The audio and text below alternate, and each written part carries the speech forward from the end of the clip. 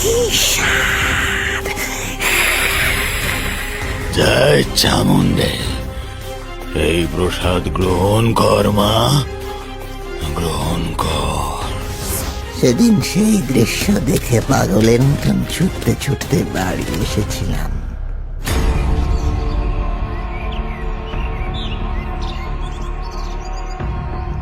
তারপর থেকেই কেবল একটাই কথা ভেবেছিলাম, কিভাবে বিপিনকে আটকানো যায়।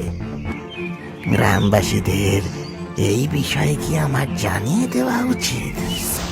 এর কিছুদিন পরেই একদিন গ্রামের পথ দিয়ে যাওয়ার সময় দেখলাম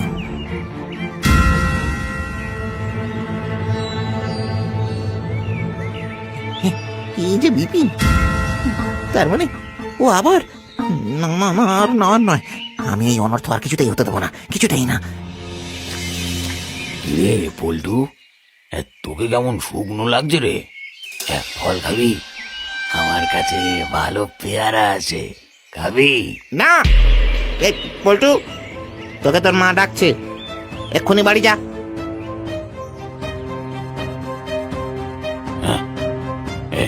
হরিশ যে, তুই এখানে? হ্যাঁ, ভাগ্যিস ঠিক সময় এসে পড়েছিলাম, নইলে আজকের পল্টুর এই ফল খাওয়াই শেষ ফল খাওয়া হতো। মানে কি বলতে চাচ্ছিস তুই? আমি কি বলতে চাইছি সেটা তুমি খুব ভালো করেই বুঝতে পারছো।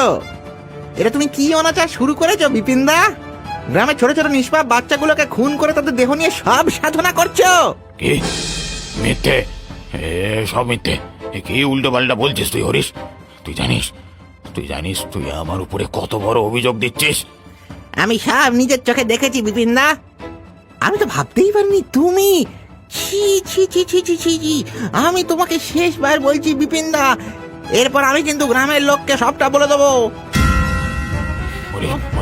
হরিশ, বিশ্বাস কর, আমি নিজের ভুল বুঝতে পেরেছি। আমি তোর এই দুটো পায়ে ধরছি, তুই কাউকে কিচ্ছু জানাস না। আমি দিব্যি করছি, আর কোনোদিন এমন অপরাধ করবো না, কখনো না। তুমি তুমি সত্যি কথা বলছো তো? হ্যাঁ বিপিনদা, সত্যি বলছো হরিশ। আমাকে ক্ষমা করে দে, আমাকে একটা সুযোগ দে। সেদিন বিপিনের কথাই ভুলে আমি তাকে ক্ষমা করে দিয়েছিলাম, কিন্তু তার মাসুল আমাকে নিজের প্রাণ দিয়ে চোকাতে হয়েছিল।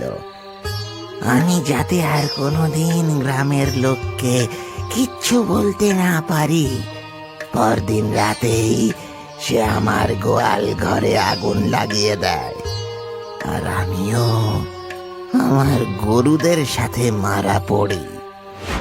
কি? তার মানে বিপিন গ্রামের বাচ্চাদের খুন করছিল, আর সেই হরিশকে পুড়িয়ে মারে? হ্যাঁ, আমি গতকাল এইসব জানতে পেরেছি। কিন্তু সে তোমাকে কেন আটকে রেখেছিল? কারণ ও আমাকে বলেছিল শ্মশানে সদ্য মৃত যেই বাচ্চার লাশ পুঁতে দেওয়া হয়েছিল সেগুলোকে তুলে আমি যেন দাহ করিয়ে দিই, যাতে ওই মৃতদেহ নিয়ে বিপিন আর সাধনা করতে না পারে। মামা, আর আর তুমি তাই করলে? হ্যাঁ হ্যাঁ হ্যাঁ, আমি জানি বাচ্চাদের মৃতদেহ দাহ করা উচিত নয়, কিন্তু আমি সকলের মঙ্গলের কথা ভেবে এই কাজ করি। হরিশ বলেছিল আজকের কালকে সাধনা সম্পূর্ণ হলে বিপিন এতটাই শক্তিশালী হয়ে যাবে যে তাকে আর বাধা দেওয়া যাবে না। কিন্তু বিপিন, তা কি হলো? সেই দৃশ্য এখন আমার চোখের সামনে ভাসছে। তখন রাত প্রায় শেষ হতে চলেছে, আমি আড়াল থেকে দেখলাম বিপিন পাগলের মতন দেহটাকে খুঁজছে। এখানে আমি দেহটাকে পুঁতেছিলাম, কিন্তু সেই দেহ যে তুমি আর কখনো পাবে না বিপিনদা। হরিশ, তুই তো মরে গিয়েছিলাম, তুই আমাকে হত্যা করেছিলি, কিন্তু আমি আবার ফিরে এসেছি নিজের প্রতিশোধ নিতে, তোকে তোর সঠিক জায়গায় পাঠাতে। মালিক, মালিক,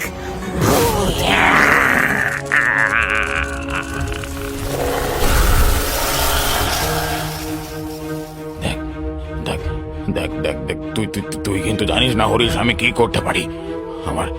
আমার ক্ষমতা তো জানা নেই, আমি আমি আমি আমি আমি তোকে শেষ করে দিতে পারি কিন্তু শেষ তো আমাকে তুই করেই দিয়েছিস বিপিন।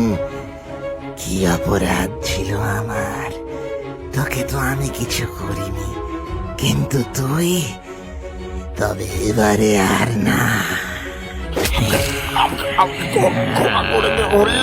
আমি আমি আর কখনো করবো না, আর কখনো করবো না।